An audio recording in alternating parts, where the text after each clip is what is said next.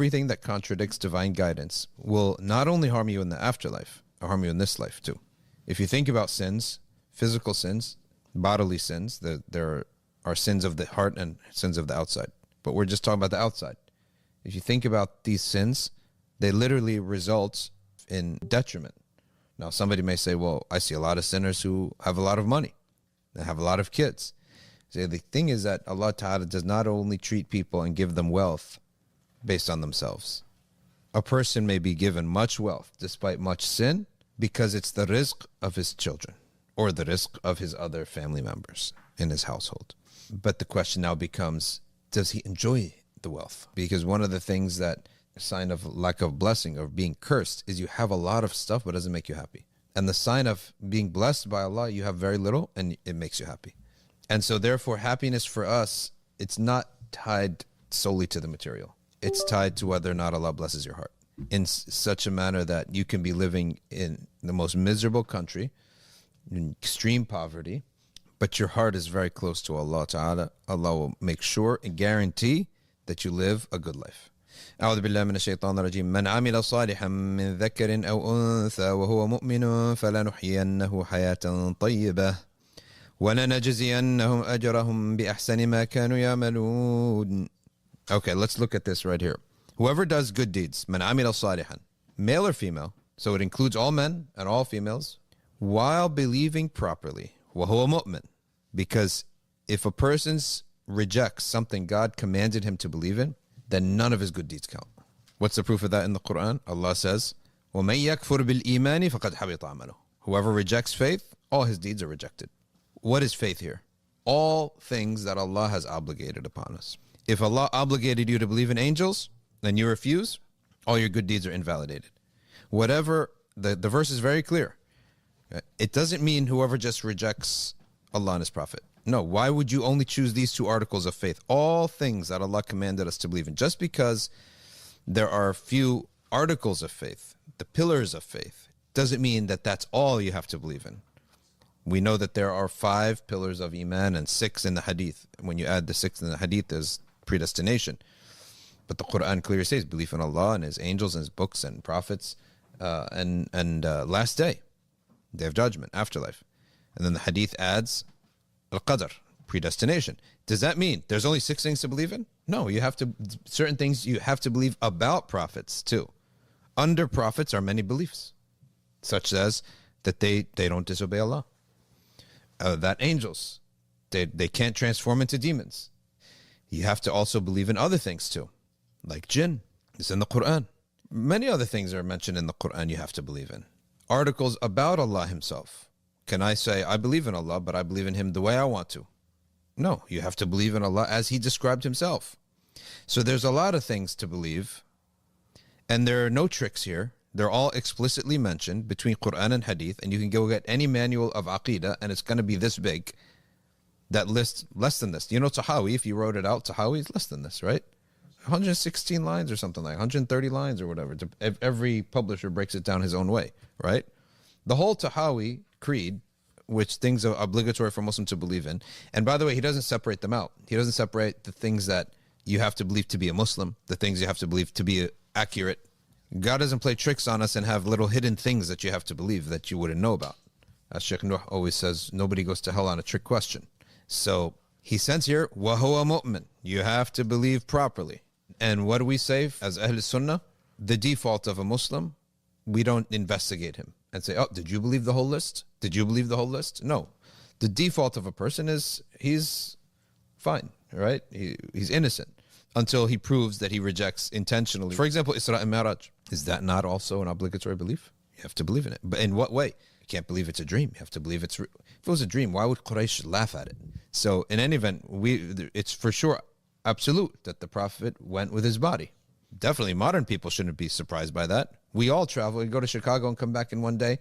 So the man amila salihan, whoever does good deeds, male or female, while he believes properly, فَلَنُحْيِيَنَّهُ حَيَاةً طَيِّبَةً. For sure, guaranteed. Allah emphasizes, number one, immediacy. Immediately, you're going to be happy. When you do a good deed, Sayyidina Ali says, immediately Allah rewards you by putting sakina in your heart. Immediacy. La tawkid. La nuhyiyannahu. Second tawqid at the end, noon at tawqid. So there's immediacy in the fa. Then the lam is emphasis, prefix emphasis. Then noon at the end, suffix of emphasis. So Allah has making it very clear. Believe what you have to believe as a Muslim. Do good deeds, then Allah will make you happy.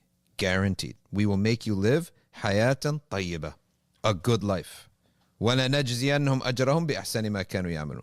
For some people say, SubhanAllah, I'm living such a good life. Maybe this is my reward, and I'm going to be punished in the next life. No, Allah then mentions, and then we will give him his reward in the next life based on the best of his deeds. Look, how generous is that? So not only am I going to be rewarded twice, I'm rewarded here, and I'm rewarded after death, but I'm going to be rewarded based on my best performance, not the average.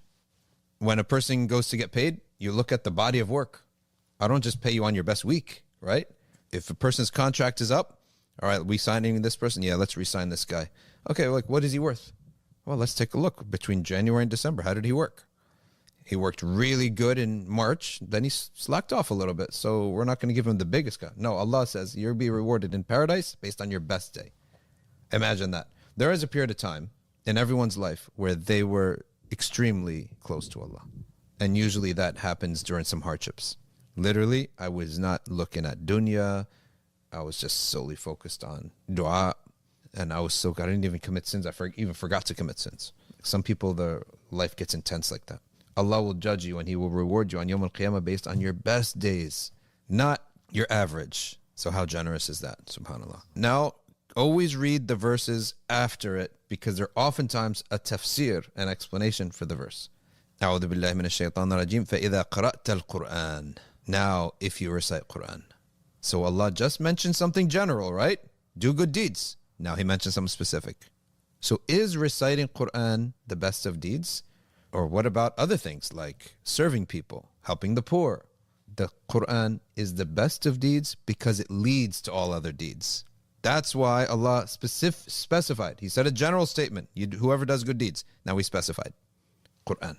Why the Qur'an, reading Qur'an with understanding is the best of deeds, because that's what's going to open the door to what other deeds there are. So that's why Allah mentioned the Qur'an. But he's going to tell us more. You want to read Qur'an? You have an enemy. Shaitan is your enemy. Shaitan will whisper to you so much not to read Qur'an. So you want to go down this path of having a great life? Ponder Allah's book. Read it. It'll cleanse you. Listen to it. But also ponder it and understand it.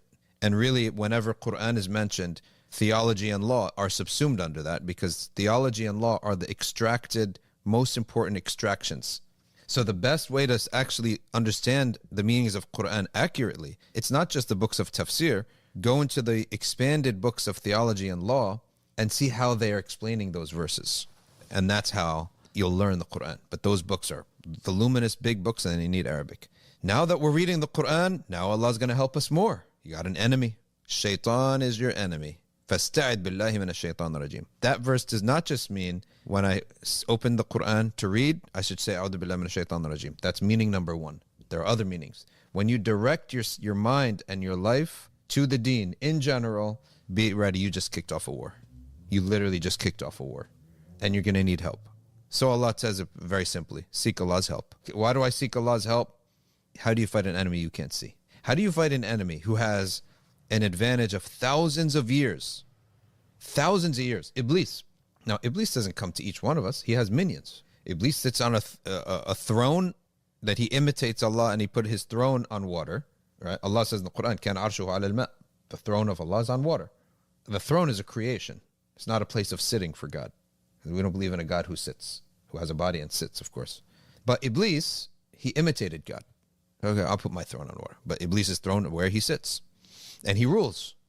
And he has numerous, we can't imagine how many devils he has working for him.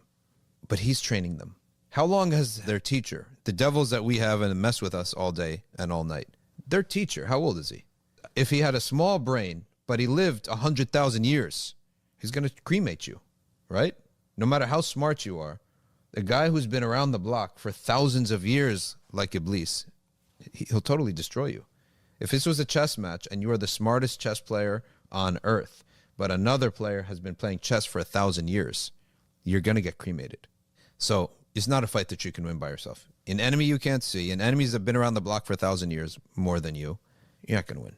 You need Allah's help.